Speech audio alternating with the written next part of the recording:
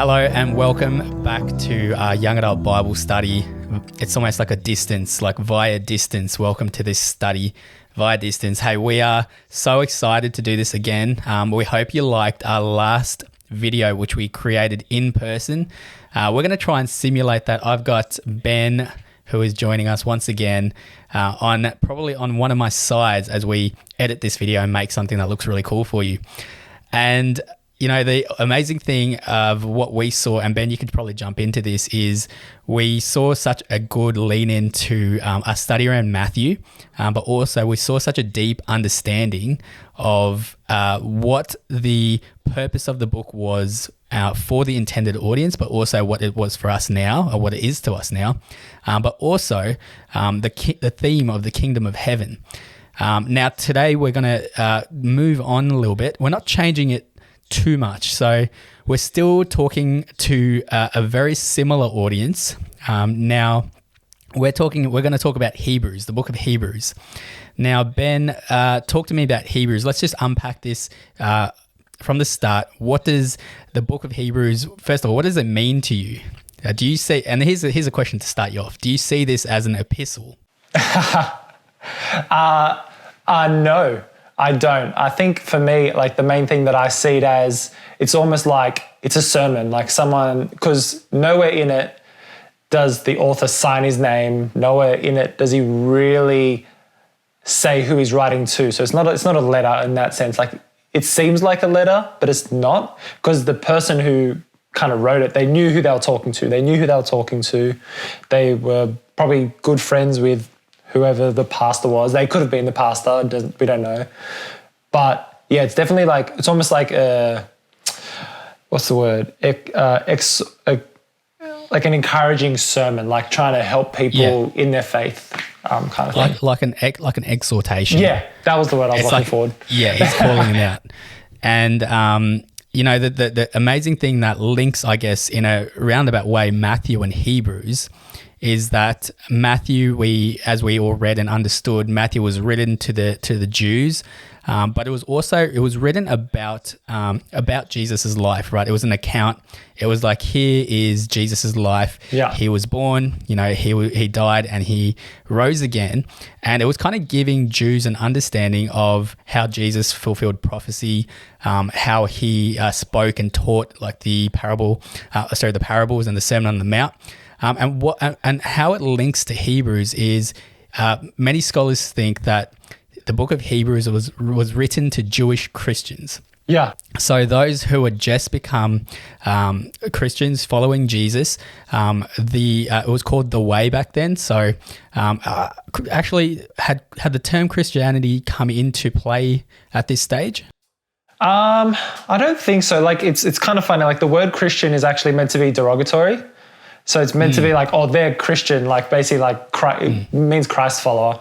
So the non-Christians came up with it, and then basically they were like, nope, we like this, let's take it on. So I'm not sure, like, because the timing obviously of this letter is a little bit, not really sure when it is, but I'm guessing maybe not, because they don't say the word Christian. No. So it was given to this group of followers of Jesus who were Jewish, following the Way. And it's Paul pretty much, like you were saying, Ben, exhorting them for a reason which we'll unpack soon. But the amazing thing that links Matthew and this book, Hebrews, is, like we were saying, Matthew was all about, you know, this is Jesus, this is what he did, this is who he came to be. And Hebrews really unpacks, you know, who Jesus is. Like it's almost like the author, Ben, was writing a case to the readers, to the audience, as to why Jesus is better than everything else. Yeah.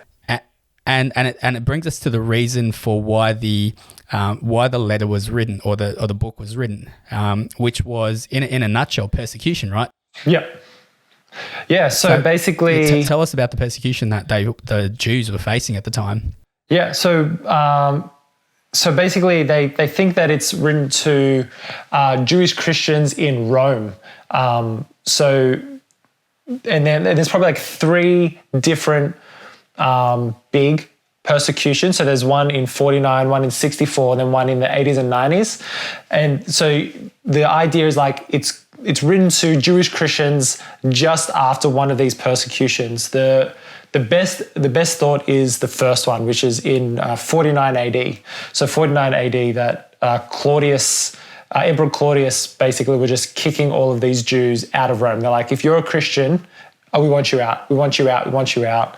So all these Jewish Christians were like, well, if we're following this way, but he says it's better, how is this better? And we're being persecuted. I don't know what's going on. But if I go back into my old ways of Judaism, which the Romans love, like we can stay in Rome. Like I think it was Priscilla and I don't know how to say his name, Aquila, yeah. Yeah. They were actually thought to be a part of this first exodus, I guess, in 49 AD. And the thing is, we have to remember that just because Jesus died and was resurrected, and they became this new faith, which we now call Christianity, it didn't absolve the fact that Judaism was still very much prevalent. Like the Jewish temple, if we read Acts, if we see Saul, who many people think may have written this, Saul was a part of another type of persecution of the people following the way. So not only did the Christian Jews have to deal with the Roman oppression, but they also dealt with Jewish oppression. So a lot of the time, and scholars say that there were two types of arguments going around at this time. So there was the Jewish argument, which was, hey, we still don't believe in Jesus, but we have the Torah and we still do what the Torah says, and we do everything as per we were doing before. And there was actually another sect called the Judaizers. The Judaizers, I think that's how you say it, where it's like we believe in Jesus, but also we believe the Torah is, we have to follow everything in the Torah as well. So there was a bit of like really religious type. It was almost like an offshoot of Christianity that was like, hey, Jesus is real, but also we need to follow every single thing down to the I and T. So there's all these different kind of like dynamics at play with going on around this new faith called the Way, and Paul is stepping in because, like you said before, there were so many of these newly found Christian Jews who were like, this is going to be easier if we just go back to Judaism, because at the time Judaism was still very much a legal religion in terms of the Roman Empire, so they were still treated pretty fairly, I guess, and they were still allowed to practice it. But like you were saying, Ben, this whole new kind of type of faith was completely unheard of, so was getting persecuted by both the Romans and, to an extent, the Jews, their own people. Yeah. So yeah, so I feel like it's almost like they had this reluctance to remove themselves from Judaism, because like that's who we are. We know that God's real. We know that God's real. He helped us out of Egypt. He gave us the law. He came down on Mount Sinai. Like, this God's real. We know our Jewish God is real. And when we're following him the way Moses taught us how to follow him, we weren't being persecuted. So why would we now follow this Jesus guy that when we follow him or we get his persecution and we get kicked out of our home? Why would I do this? And all I have is secondary resources that say he rose from the dead. Yeah.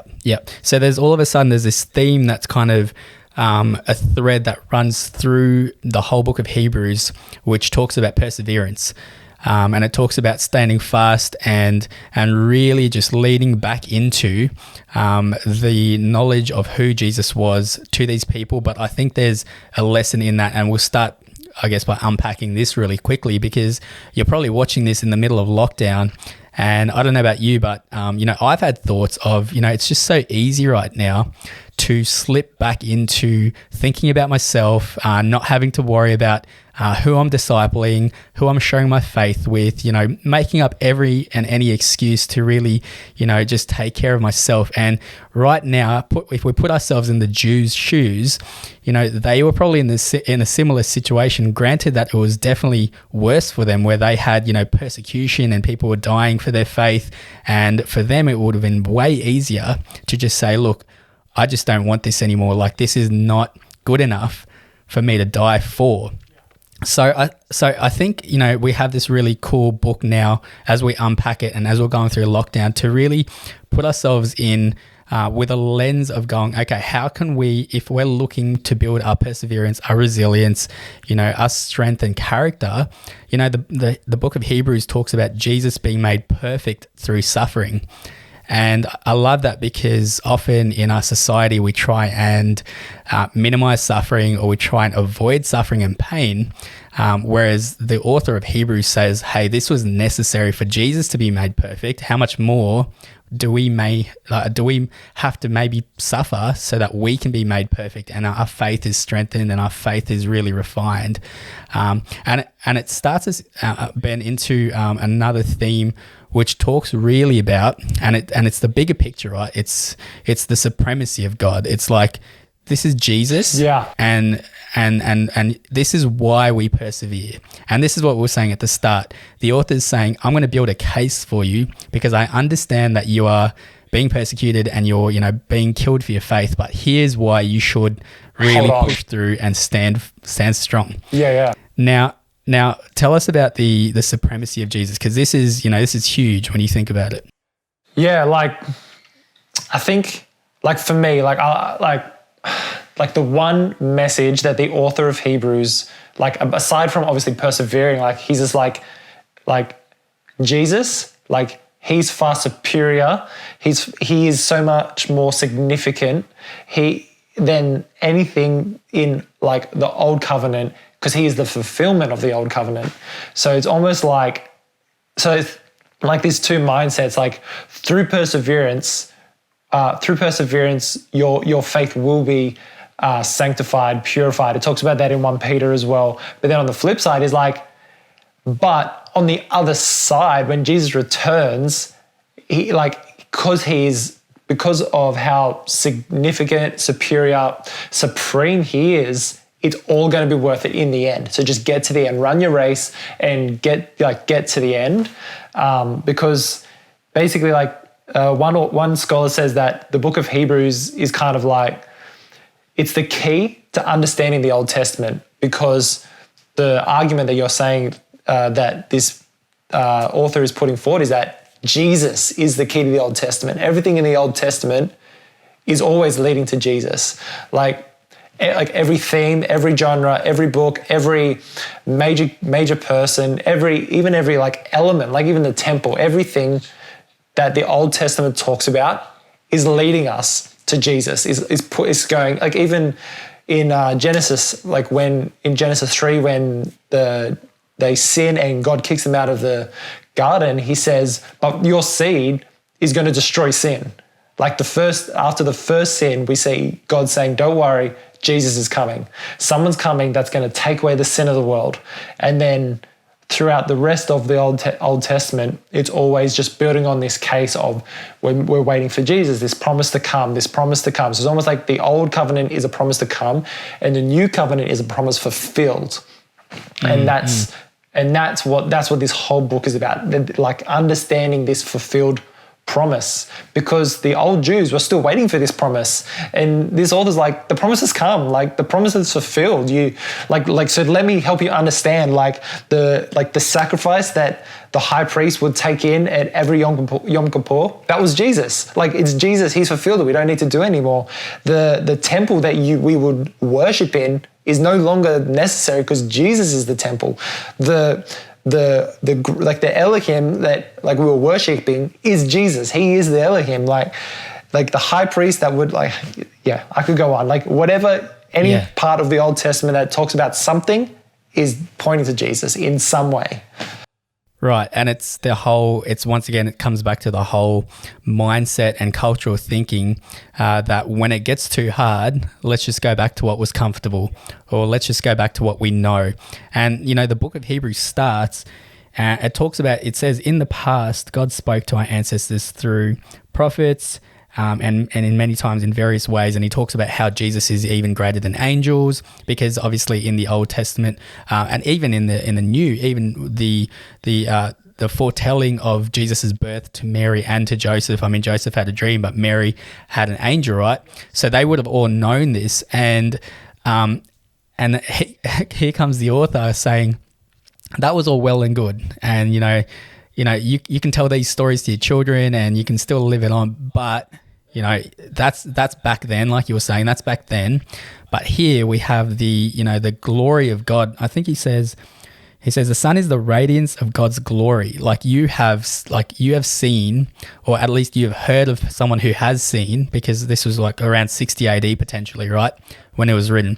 So you've at least heard of a first-hand account of the radiance of God's glory here. So forget about what you know, forget about, what you may have been told from years ago, but hey, this is the real deal. And I love that he's talking to Jews, right? He's talking exactly to them, because they're thinking about Moses. They're thinking about, even in, I think, Hebrews 11, the hall of faith, where he just lists the forefathers of faith. And he's like, bang, bang, bang, like, because of this is the faith like that they had. But then he's doing it so that he can make the Jew who's reading this understand that, yeah, these guys were good, but Jesus is way better. Yeah, 100%. Like, it's so funny, like in like the start of Hebrews, like it talks about how Jesus is better than angels. And for us, we're kind of like, well, duh, why are you talking about this? But for them, like you were saying, like they were met by angels. And then there's even this idea of like, that the author had in his mind. There was a heresy that was kind of floating around Rome, which was Gnosticism, which is kind of like plays into angel worship. And he's just like, don't listen to that. Like, Jesus, the guy that I'm telling you about, is better than angels because he's God. Like, he's not just another floating being. Like, he's not just some guy that came down. He's God. He's better than angels. He's like the Old Testament God. That's Jesus. And yeah, there's just so much that he just lays out so clearly about how supreme Jesus Christ is, how superior he is, how significant he is to even their faith, their Jewish faith. Because the idea was never to go, okay, Judaism's cool, but let's just pull a little part out here and we'll make Christianity. The idea was always like Judaism would flower into Christianity, or flower into like Jewish fulfillment, like the promise fulfill that. As I was saying before, there was never this idea that there would be a separation between these two ideologies. It would be like you're looking for the Son of God, you're looking for the man of God. Here he is, fulfilled. Right. Let's move on.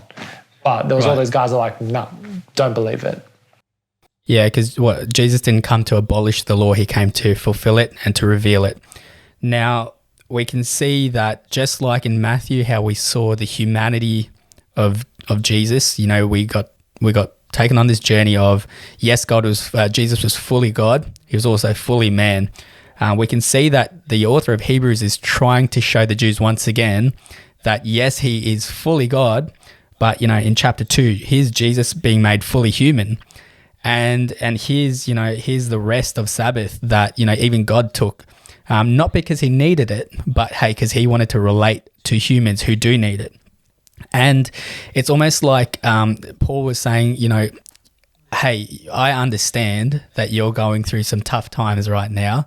I understand that, Paul's probably writing this. I actually don't know or if this is Paul. Here we go. Here's the question. Is this Paul writing this? But whoever's writing this is probably going through the same persecution as the readers of this. So he's probably saying, I understand, look, here's Jesus, but I know you are humans, and here's how he was human, so that we can go through trusting him to be the one who will become our ambassador, right? Because it then flows into this theme of the high priest. Now that's massive in Jewish cultures. Look, the high priest is not like a senior pastor, right? It's not like Pastor Miles or Pastor Ross Abraham. It's not like with our cultural understanding, we can't really understand the high priest without looking at the role of a high priest and really temple worship back in Jerusalem in Jewish times. So Ben, maybe do you want to unpack the high priest? Maybe how do you become a high priest? Like, do you just submit your resume to the temple and like the Pharisees and Sadducees like go over it and there's a unanimous decision? Like, how do you become a high priest? Yeah, well, there's kind of like three ways, and only one of them is the proper way, because basically the high priest, the role of the high priest or the role of even the priesthood was corrupted. But the proper way to become a high priest is you have to be a Levite for number one. And then outside of that, you have to be from the family of Aaron. And then outside of that, you have to be the oldest descendant like alive to be the high priest. So there was one high priest who was the oldest descendant in the line of Aaron, and then the priesthood were only in the family of Aaron, and then the next level down, which was all the Levites, which some people call the Levitical priesthood, but they weren't really priests. But they took care of the temple. They took care of all the parts of the temple. They cleaned it, made sure everything was happening. So you got the Levites, the family of Aaron, the oldest descendant of Aaron as the high priest. So it was only through through blood that you could be the high priest, or even a priest or part of the Levites. So that's kind of how you would become a high priest. You just have to be lucky enough to be born into the family. Right. So taking a look at, and we're going to get Ethan, who's a YA, a social media graphic designer, just pioneer of everything you see here, to put up this this map of the interior of Jerusalem's temple, because it's important once again to understand this. Once again, Ben, I think that we sometimes in the Western Church have lost the reverence and potentially the posture in which we come towards God, right? When we spoke about this last time, we spoke about, coming very very much so that, high grace, probably a very minimal reverence, very minimal awe of how, huge God is. But the thing about the Jerusalem temple is, like you were saying, it's all about procedure. It's all about process. As you can see, there's even, segregated areas where only Gentiles could, go to. So obviously the court of the Gentiles, if you were not a Jew, except for I think a couple of holidays in the year, then you were not allowed to go past the court of the Gentiles. If you were a woman, you'd be able to go into the outer court and worship and bring your offerings, but you have to give that to someone to take it in. And then there's obviously, as you can see, like you were saying, Ben, there's, halls of the priests, there's the holy place, there's the Holy of Holies, there's all this, amazing stuff that was built and placed in here that's very symbolic. Like, we encourage you to go back and to really read about the temple of God, because it's very symbolic. But we want to bring your attention to the Holy of Holies. So right in the center of that, that's the tabernacle, right, Ben? Yeah. So well, the tabernacle was the tent, but the Ark of the Covenant is in the Holy of Holies.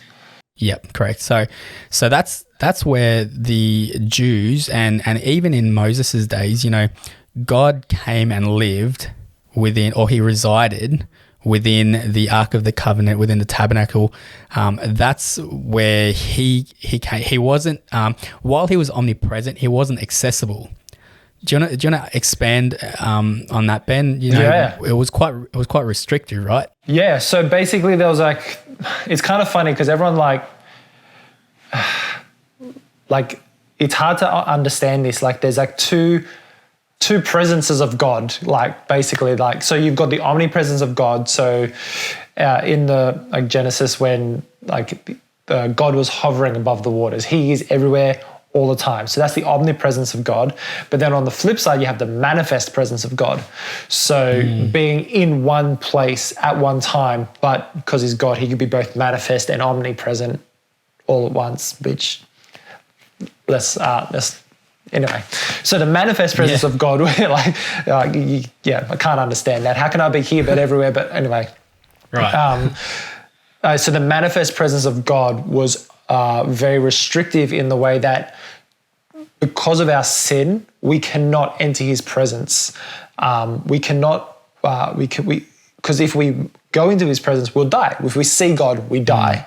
That's why I forgot his name, but when he tried to catch the Ark of the Covenant because it was falling, he died because God's like, he's like, I told you, you're not clean enough to be near me. So just, anyway. And then like at Mount Sinai, like it's like this massive, loud, like fire, thunder coming down. Like that's the manifest presence of God. And then when they pray over the tabernacle, when it's the movable tent, when they pray God come down, He comes down in fire, in the cloud, and He fills the room. And then when they end with the temple and they pray over it, He comes down like a fire, like the smoke, and He fills the presence. And then because it's so thick and it's so amazing, they can't worship. So then go forward to the Transfiguration with Peter and John and the brother of John. And James. Yeah, it is James? Yeah. Because I always forget, it doesn't matter. But yeah, Peter, John, and James, as soon as the presence of God comes down, they're like trying to cover their eyes because they're like, oh my goodness, we're about to die because God's here. Back in that time, that whole time, the presence of God was in the Ark of the Covenant, in the Holy of Holies. The high priest could only enter the Holy of Holies once a year on Yom Kippur to give that sacrifice to atone for sins. And if he doesn't do it the right way, he dies. So Old Testament, Old Covenant, presence is very restrictive of who can go into it because God's just like, I am too holy to allow you into my presence. But then comes Jesus going, I've gone into not just the earthly Holy of Holies, but the heavenly Holy of Holies on your behalf. I've gone into the heavenly Holy of Holies on your behalf. I've given the ultimate atoning sacrifice that we don't need to continually do again and again and again and again, but it's one time. And because of this, you are now allowed into the Holy of Holies with me. So through Jesus, the veil's torn. Through Jesus, we can now walk through the veil into the Holy of Holies. And the presence of God is now unrestricted because of that atoning sacrifice Jesus gave. Right. So to concise that, to keep that in like a really tangible, easy to understand idea, you had the high priest. So obviously, God's presence manifested at the Holy of Holies. You had a high priest who was meant to be from the Levitical, so Aaron's lineage, the tribe of Levi, the eldest. So one person. So that's a very specific demographic to be in. And he was only allowed to go into the Holy of Holies once a year on Yom Kippur, the Day of Atonement, to offer a sacrifice both for himself and for the people of Israel so that they can be made right with God again. So a huge process, a lot of pressure, a lot of I guess, importance placed on man to do the work to make themselves right with God, right? And then Jesus comes and he flips the script. So Hebrews 7:11, if perfection could have been attained through the Levitical priesthood, and indeed the law given to the people established that priesthood, why was there a need for another priest to come? So I guess what we're trying to say is Jesus came and he changed the game, right? So like you were saying previously, he was not from the tribe of Levi. He was from the tribe of Judah. And the Bible goes on to say that while he was not a Levite, and that's not why he was able to be the high priest, it was because he was all-powerful. Now, how does that relate to temple worship back in Jesus' time, where only the high priest could go in, access the Holy of Holies, the manifest presence of God? How does that relate to us now? So what has Jesus changed so that we can access what was behind that veil? Yeah. So pretty much like, yeah. So like, as I was saying before, like no one was allowed to enter into that presence. No one, like they could still worship and all that kind of stuff. They could still worship God, obviously. Like that's all of the Psalms, right? Like, so they could still worship God. But the way temple worship was that we weren't allowed into his presence to worship. So it was almost like this removed, like you knew God existed, you knew he was there, like because he's obviously made manifest in the Ark of the Covenant. So you know God's there, you know he's there, so you worship him. But there was no relationship. And this is like the book of Job, right? He was like, so many people love Job, and I love Job. Like I got nothing against him, but when I read Job, I see someone so self-righteous. Like, right. It's not like, it's so funny. Like we go, oh, this guy, he loves God, and he's just so like his faith is so big. It's like, nah, he's trusting himself so much that he believes what he believes, because there was no relationship. He had no tangible relationship with God. Like potentially there was no experience. Like now we don't give our lives to God until we've had that experience. Realistically, we need God to come down and present himself to us, and then we go, oh, you are real. But for Job, he was just like, this is what I've been taught, this is what I know, you're real. That's all I need to know. So it was almost like that idea that you had to be so sure that God was manifest in that Ark of the Covenant, in the Holy of Holies, that that's almost what you worshipped. And it was really, so that's why they were so like, it was really easy for them to worship idols, because for them, they were like, I made this, I can feel it, I can touch it. These idols, like at the Mount Sinai, right? Like they built the calf. They're like, I can touch it, I built this. And like, I know this is real, so I ain't gonna worship it.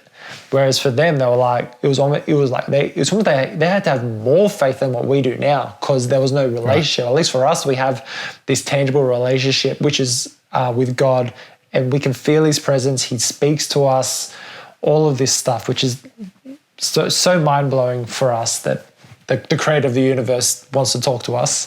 But it's only through Jesus' sacrifice on the cross that any of this was even possible.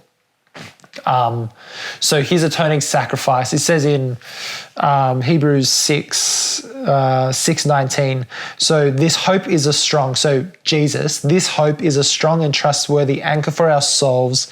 It leads us through the curtain into God's inner sanctuary. So basically it's saying, like, when we look to Christ, we are led through the veil of the Holy of Holies into his presence.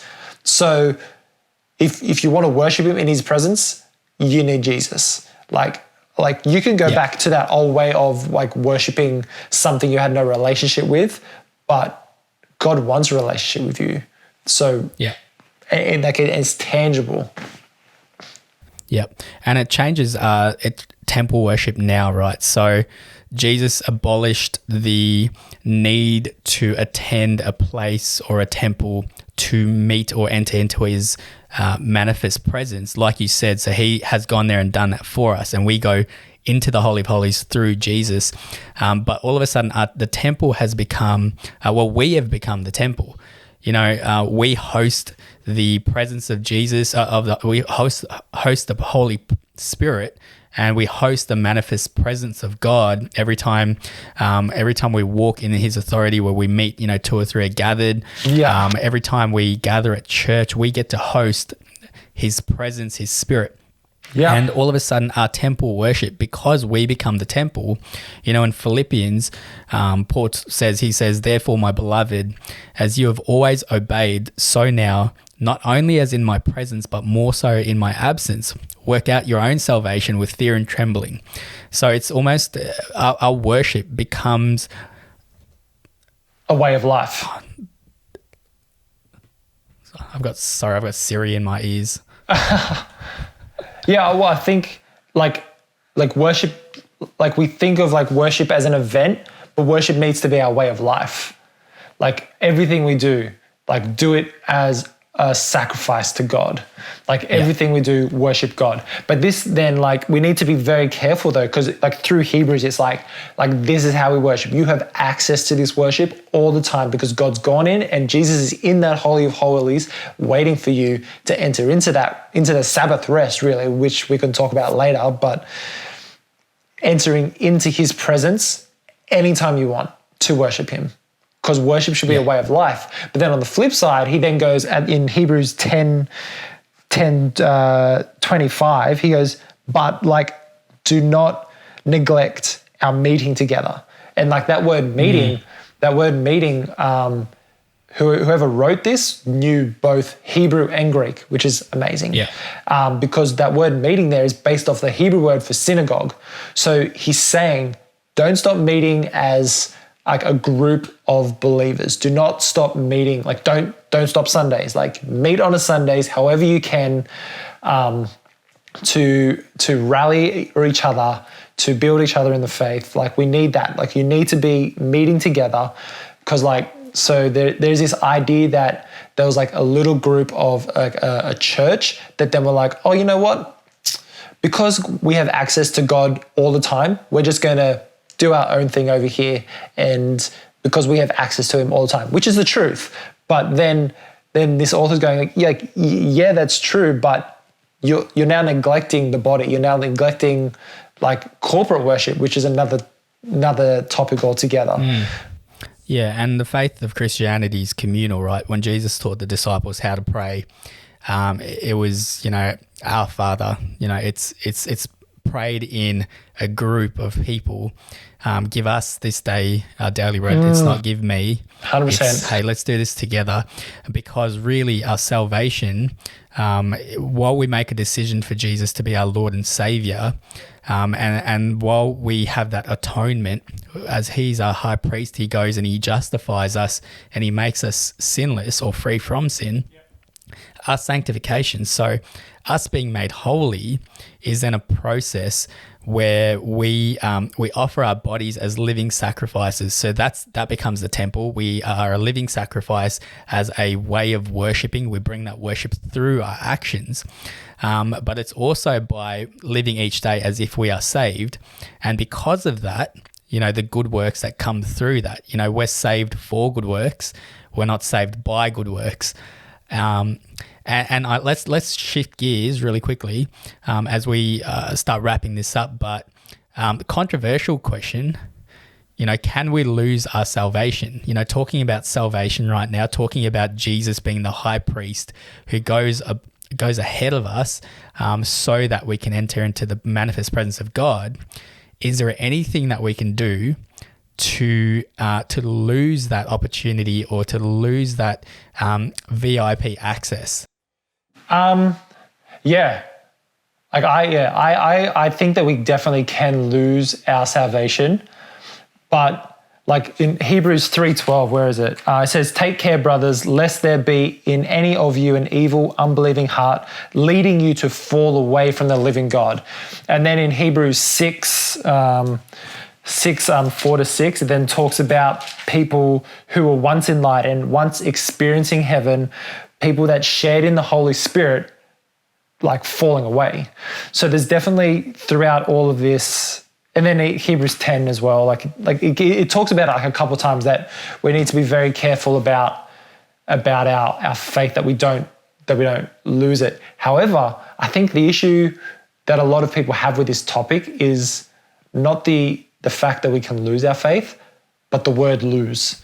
Like so for me, right, like I was talking to someone the other day about this, and like when we think of the word lose, it's like we get given a gift and we're like, oh, this is so good. We put it in our back pocket. We're like walking around just doing whatever. And then we go, oh, just wonder if my salvation's still in my back pocket. You go check, you're like, oh, I lost it. Like you lost your car keys or something. Like, oh, where did my salvation go? Like I've lost it. Like where? Oh man, it fell out of my back pocket and now going to hell.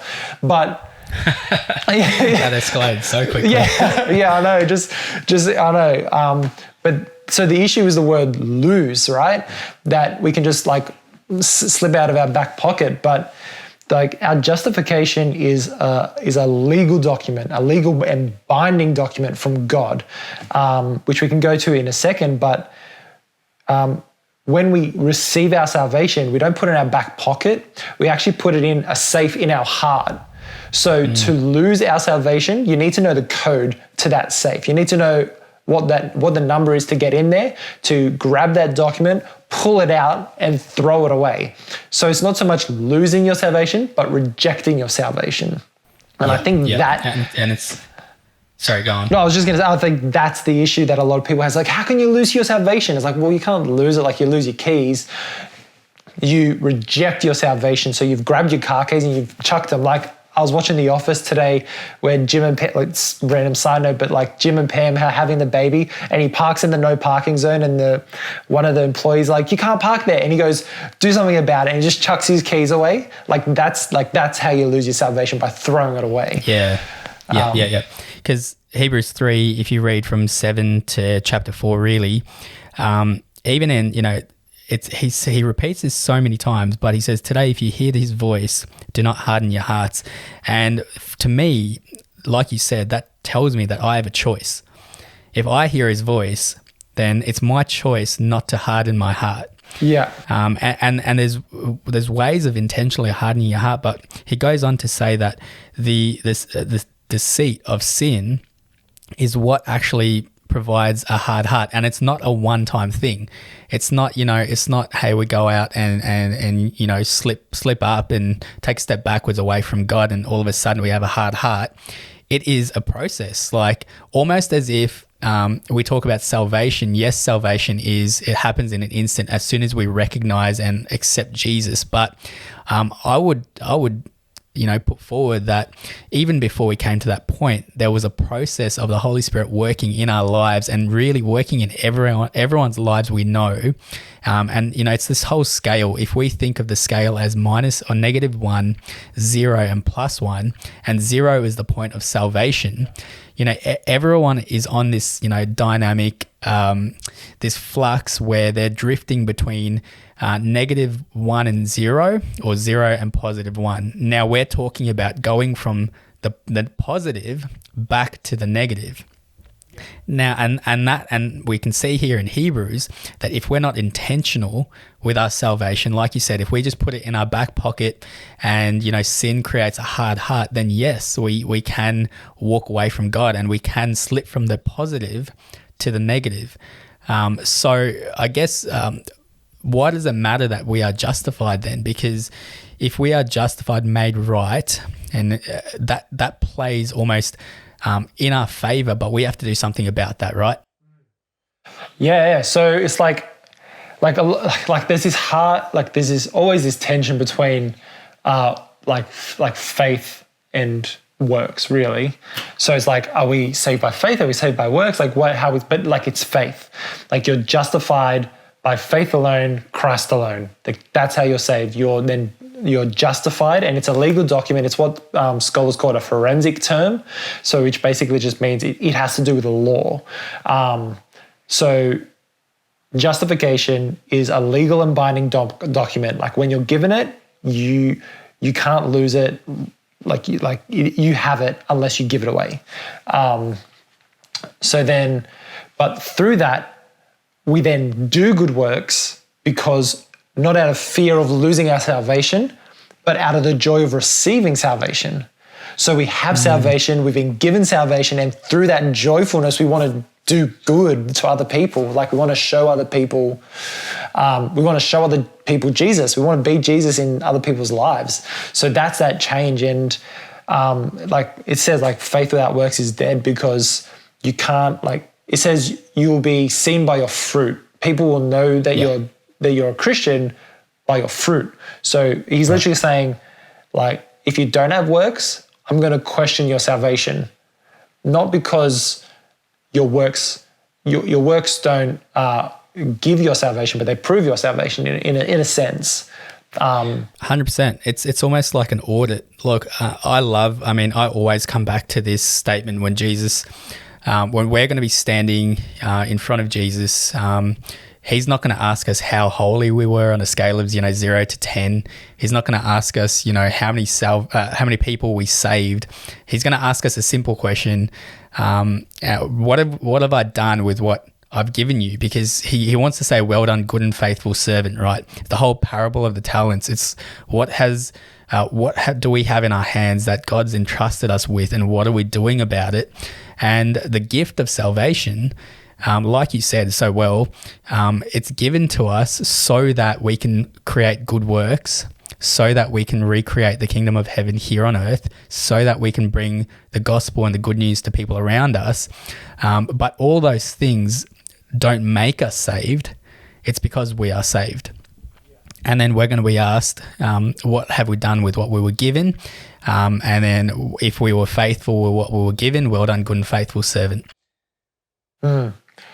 Yeah, so many things go through my mind. Like I don't even know which tangent to go down, but it's and I think like one thing that kind of potentially encapsulates everything we've been talking about is this idea of heaven on earth, right? So in the garden, so this is a bit of a side tangent, but I think it's something that can loop everything in, is that Eden, like what God created in Genesis 1, like for Adam and Eve to live in, was realistically a temple, and it had three parts to it, right? So it had the place of the Gentiles, it had the holies, which was like Eden, and then it had the Holy of Holies, which was the garden. So there's even so even the temple is based off this idea of Eden. Right. So, and then in the garden, he says, go and be fruitful and multiply. So take what I've given you and make earth heaven. Make earth, like, have my presence everywhere. Like I want you to make it better. Flip forward to now, like it's actually the same task God has given us. Make heaven on earth. It's now far easier, like obviously post-fall, they couldn't do it because of the manifest presence, but now we have Jesus. When 2 or 3 are gathered, it's actually, we're recreating Eden. Like it's literally territorial, physical space that when we're standing, that's heaven on earth. That's Eden. That's a recreation of the garden, that God is amongst you, literally walking beside you because you've fought for this space. And then through our good works, we are then continually growing, bringing heaven to earth. So it's almost like this, like we're talking about the temple, Eden's temple, and then like the temple's gone, but the temple's here, and then the good works and heaven on earth, even the kingdom of heaven, like we're talking about in Matthew. It's all so encapsulating, and this is what's so amazing about the Bible. It's like it's one story. It's all just melded together, like to make one argument.